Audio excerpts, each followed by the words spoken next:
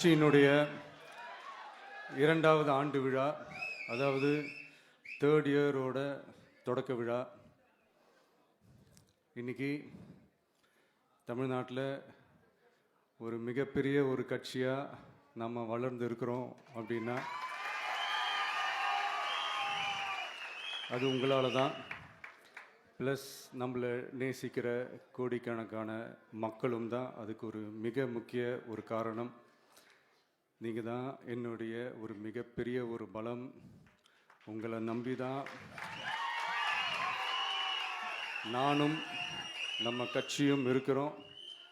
இதை நான் சொல்லி தான் உங்களுக்கு தெரியணும்னு அவசியம் இல்லை, இது உங்கள் எல்லாருக்குமே நல்லா தெரியும். அதனால் இன்றைக்கி உங்கள் எல்லாருக்கும், நம்ம கட்சியில் இருக்கிற தோழர்களுக்கும் தொண்டர்களுக்கும், இந்த கட்சியினுடைய ஒரு தலைமை தொண்டனான என்னுடைய வாழ்த்துக்களும் நன்றிகளும்.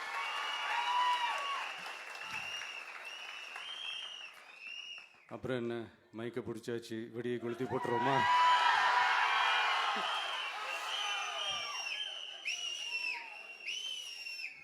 (1977) ஜூன் மாதம்னு நினைக்கிறேன். ஜூன் மாதத்தில் புரட்சி தலைவர் எம்ஜிஆர் அவர்கள் ரேடியோவில் ஒரு பேட்டி ஒன்று கொடுத்தாங்க.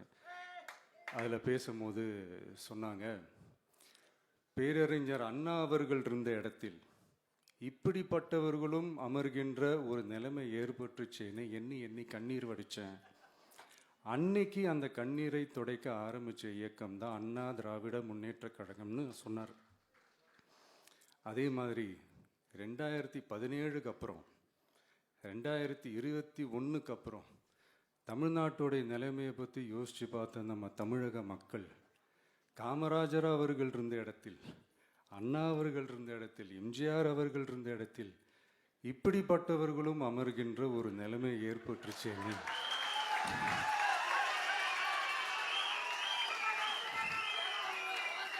தமிழக மக்கள் கண்ணீர் வடித்தாங்க.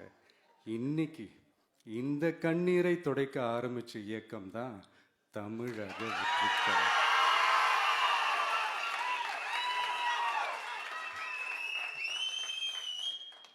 இப்படியெல்லாம் நம்ம பேசுறதுனால கண்டிப்பாக சில பேர் கொந்தளிப்பாங்க. அது பற்றில நம்ம கவலைப்படக்கூடாது. ஏன்னா கொந்தளிக்கிறது தான் அவங்களுக்கு வேலையே. புரிஞ்சுங்களா அவங்களுக்கு?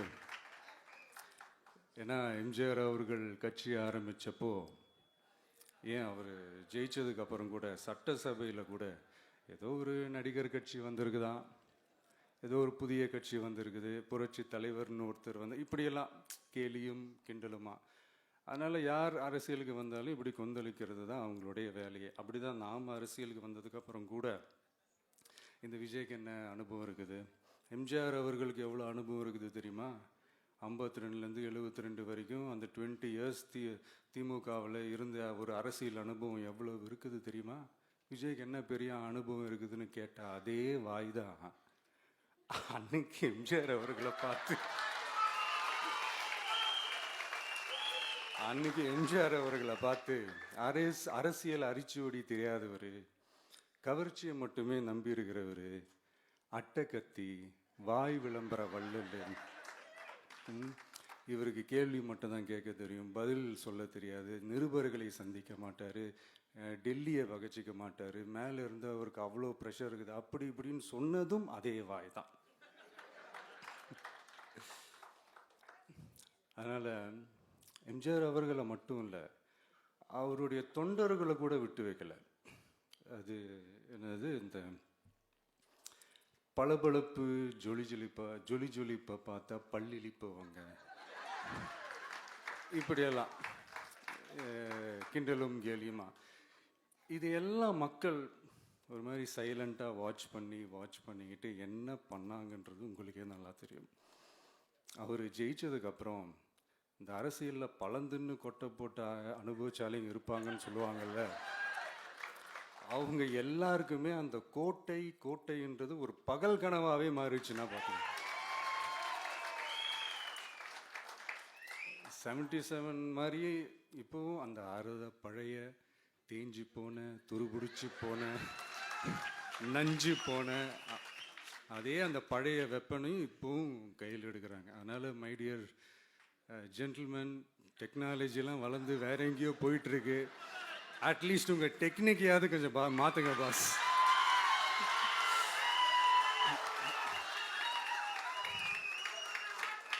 காமராஜர் அவர்களையும் விட்டு வைக்கல. அவருக்கு இலக்கியம்னா என்ன தெரியும்? அவர் மாபெரும் புலவர், அந்த புலவர் இந்த புலவர்னு அவரை பற்றியும் கிண்டலும் கேள்வியுமா. அதான் முன்னாடியே சொன்ன மாதிரி யார் எதிர்த்து நின்னாலும் அவங்கள கொந்தளிக்கிறது தான் அவங்களுடைய வேலையே. ஸோ இப்படி நம்ம அவங்க பண்ணுற தப்பெல்லாம் நம்ம எடுத்து சொன்னால், அவங்க பண்ணுற அட்ராசிட்டியை பற்றி நம்ம எடுத்து சொன்னால், அவங்க பண்ணுற அந்த ஊழலை பற்றி தான் நம்ம எடுத்து சொன்னோம். முக்கியமாக நாம் அதை எடுத்து சொன்னால் 50 வருஷத்துக்கு முன்னாடி இருக்கிற அதே தகர டப்பாவை எடுத்து உருட்ட ஆரம்பிச்சிருவாங்க.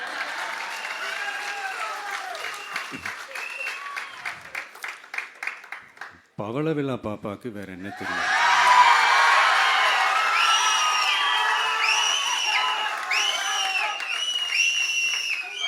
பழைய டப்பாவை உருட்டதானே தெரியும். அதுக்காக நாம் அவங்க பண்ணுற தப்பெல்லாம் சொல்லாமல் வெளியே சொல்லாமல் இருக்க முடியுமா? சொல்லுவோம், சொல்லிக்கிட்டே இருப்போம். நம்மளை தவிர யார் அவங்கள ஏற்று நின்று கேள்வி கேட்கறது? யாருக்கு அந்த தில் இருக்குது?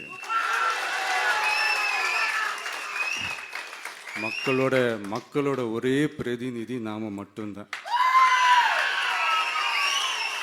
ஸோ இப்படி இருக்கிற இந்த நிலைமையில் இன்னைக்கு இந்த டிஜிட்டல் உலகத்தில் திருவள்ளுவர் இருந்திருந்தாருன்னா இந்த தீய சக்தியை பற்றி என்ன திருக்குறள் எழுதியிருப்பாரு? ஒரு கற்பனையா, அநீதி, அராஜகம், தில்லுமுள்ளு இவையெல்லாம் திமுக முதற்றே உலகு.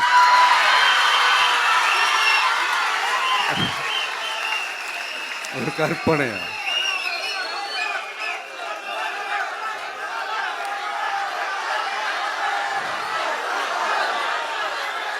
அநீதி, அராஜகம், தில்லுமுள்ளு இவையெல்லாம் திமுக முதற்றே உலகு.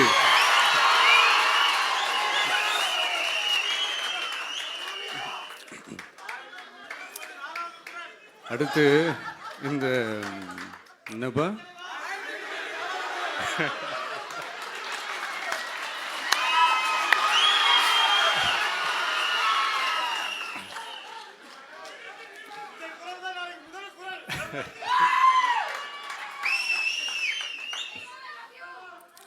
அடுத்து இந்த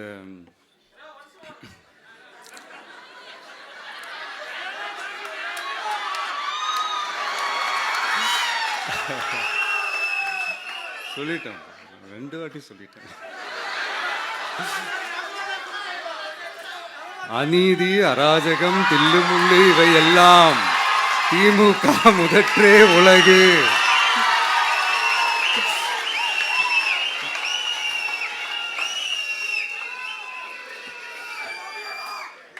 அடுத்து இந்த மும்முனை போட்டி, 4 முனை போட்டி அப்படிலாம் சொல்கிறாங்களே, சரி அவங்கள பொறுத்த வரைக்கும் அப்படியே இருக்கட்டும். அதில் மாபெரும் மக்கள் சக்தியாக நம்ம அணி ஒரு பக்கம், அடுத்து திமுக தலைமையில் மற்ற கூட்டணி கட்சிகள் ஒரு பக்கம், அடுத்து பாஜக தலைமையில் மற்றும் பலர்.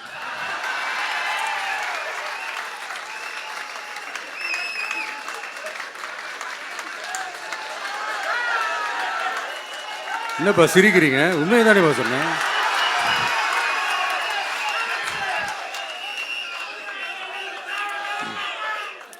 ஸோ இப்படி எத்தனை சக்திகள் எத்தனை பேர் வந்தாலும் திமுகவை வீழ்த்துறதுக்கு மாபெரும் மக்கள் சக்தியான நம்மளால் மட்டும்தான் முடியும்.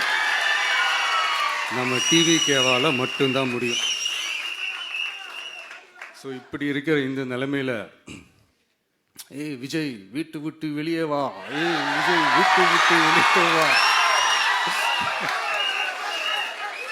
இப்படியெல்லாம் கேட்கும்போது எனக்கு எப்படி அது தோணுதுன்னா, ஐயோ இவங்க ஒவ்வொரு வீட்டில் இருக்கிற ஒவ்வொரு விஜயும் இவங்க கூப்பிடுற மாதிரியே எனக்கு தோணுது.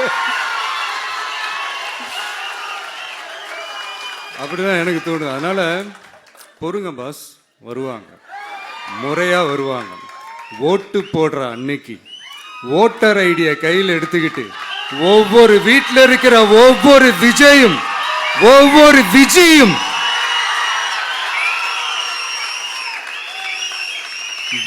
பூத்தா காலையிலேயே வந்து நிப்பாங்க பாருங்க. அன்னைக்கு தெரியும் பாருங்க, ஏண்டா இந்த விஜய கூப்பிட்டோம்னு.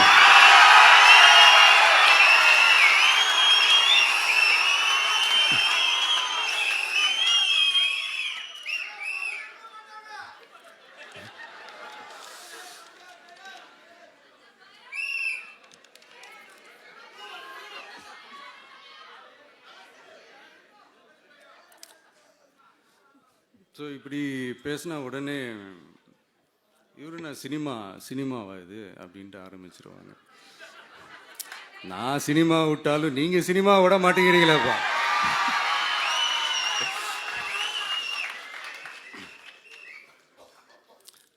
அப்புறம் இன்னொரு ரீசெண்டாக அந்த ஒரு விஷயம் போயிட்டுருக்குல்ல, இந்த கருத்து கணிப்பு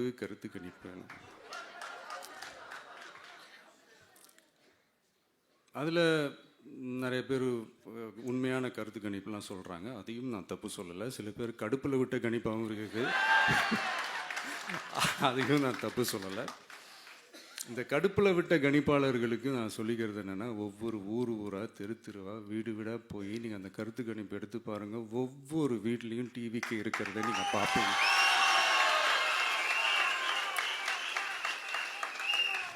அப்படி சப்போஸ் உங்களுக்கு அது ஷாக்கிங்காக இருந்துச்சுன்னா ரப்பர் வச்சு எல்லாத்தையும் அழிச்சிட்டு மறுபடியும் முதல்லேருந்து எடுத்து பாருங்கள், அதே ரிசல்ட் தான் வரும்.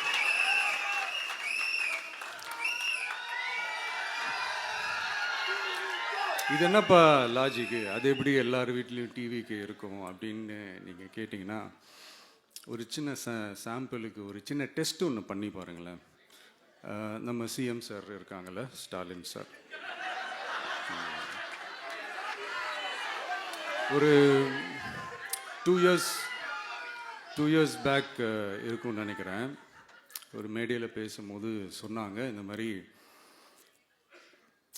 என்னோட கட்சிக்கு அவங்களுடைய கட்சிக்காரங்க சில பேர் பண்ணுற அட்ராசிட்டி, ஒரு சில மந்திரிகள் பண்ணுற சில அட்ராசிட்டிஸ்லாம் பார்த்து ராத்திரியில் எனக்கு தூக்கமே வரமாட்டேங்குது அப்படின்னு ஒரு 2 இயர்ஸ் பேக் இருக்கும்னு நினைக்கிறேன். அந்த வீடியோ கூட இருக்குது. அப்படி இருக்கிற அவரு என்னைக்காவது ஒரு நாள் அசந்து தூங்குவார்ல, அப்ப அவர்கிட்ட போய், சார்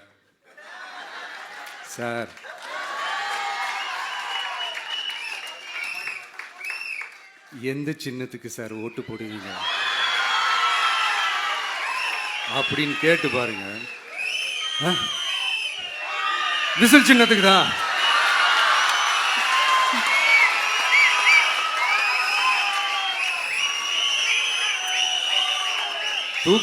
தூக்கத்தில் இப்படி டப்புன்னு எழுப்பி கேட்டால் டப்புன்னு உண்மையை போட்டு உடைச்சிருவாங்க. அதுக்கு சொன்ன அப்படி இருக்கிற இந்த நிலைமையில டிவிக்கே வந்து சிட்டியில் தான் இருக்குது, டவுனில் தான் இருக்குது, வில்லேஜ் சைட்லலாம் இல்லை அப்படின்னு சொல்கிறவங்களுக்கு இந்த மாதிரி சில டெஸ்ட் எல்லாம் பண்ணி பாருங்க, தெரியும்.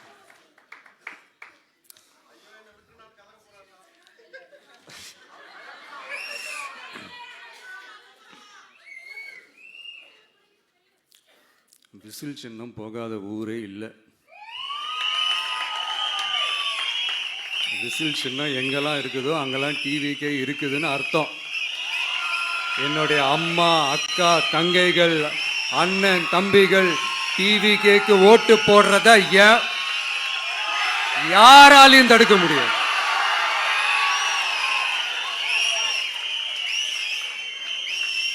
ரத்த சொந்தமா நம்மளை நினைக்கிற நம்மளோட வகையராக்களை எந்த கட்சியாலையும் எவ்வளவு விலை கொடுத்தாலும் வாங்கவே முடியாது.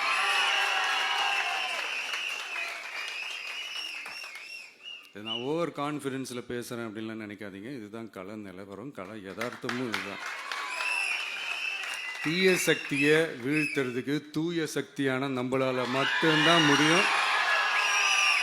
இந்த 2026 சட்டமன்ற தேர்தலில் டிவிக்கே தான் மக்களோட ஒரே ஆப்ஷன். Otherwise no diversion.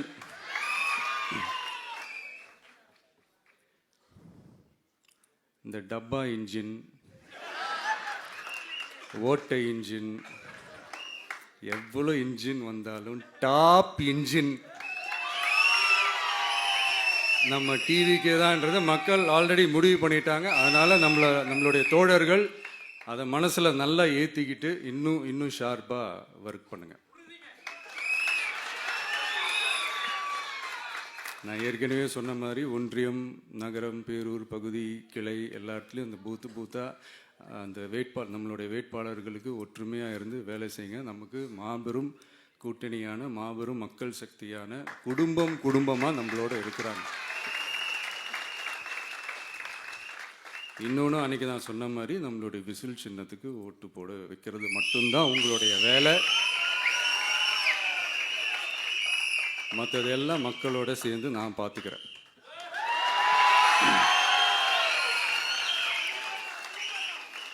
தமிழ்நாட்டோட அரசியலில் தி விசில் ப்ளோயர் இஸ் டிவிகே.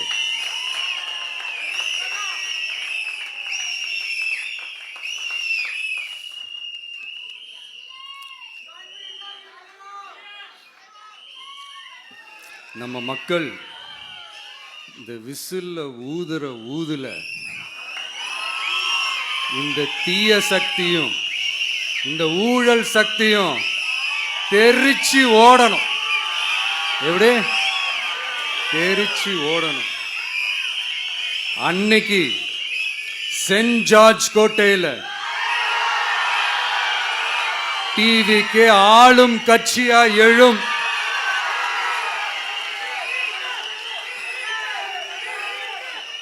உங்களோட நான் இருக்கேன், நம்மளோட நம்ம மக்கள் இருக்கிறாங்க. இதுக்கு மேல என்ன வேணும்? கான்ஃபிடென்ட்டா இருங்க, நல்லதே நடக்கும், வெற்றி நிச்சயம். மீண்டும் சந்திக்கும் வரை நன்றி, வணக்கம்.